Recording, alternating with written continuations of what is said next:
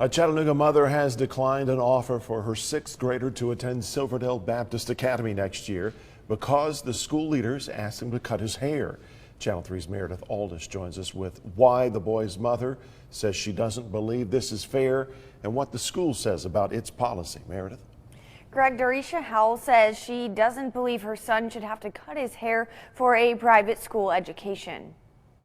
I wanted him to be accepted into a private school, but regardless of his hair. It won't be a distraction. I keep his hair neat.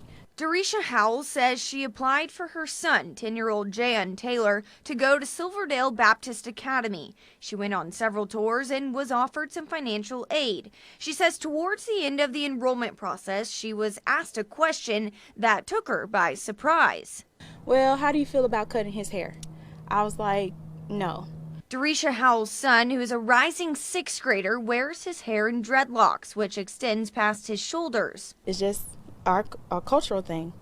And my son loves his hair. And again, we've had this conversation before about cutting his hair for another school, but he just doesn't want to cut his hair. As a private school, Silverdale makes its own rules for student dress code and conduct. The school's handbook includes a hair policy requiring all males to wear their hair above their collarbone. Those rules don't apply to female students. That and many other things. You have to wear a uniform to go here. You have to be here at 8 o'clock in the morning to go here.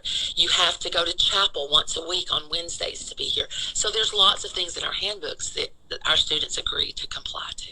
Okay, since my son has dreads, then he can't get into a private school, or I can't better his education. Silverdale Baptist Academy head of school Becky Hansard says the hairstyle isn't the issue, it's the length. We have students in elementary school here, students in middle school, and students in high school here at SBA that have dreadlocks.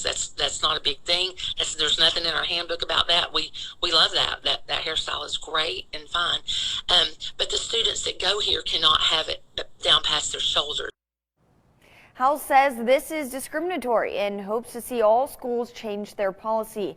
The head of school says the hair length rule has been in place for 21 years. The policies in the handbook at Silverdale Baptist Academy are reviewed every summer. Reporting live in the studio, Meredith Aldis, Channel 3 Eyewitness News. Thank you, Meredith. The Crown Act, created in 2019, protects against discriminations towards race-based hairstyles in the workforce and in public schools.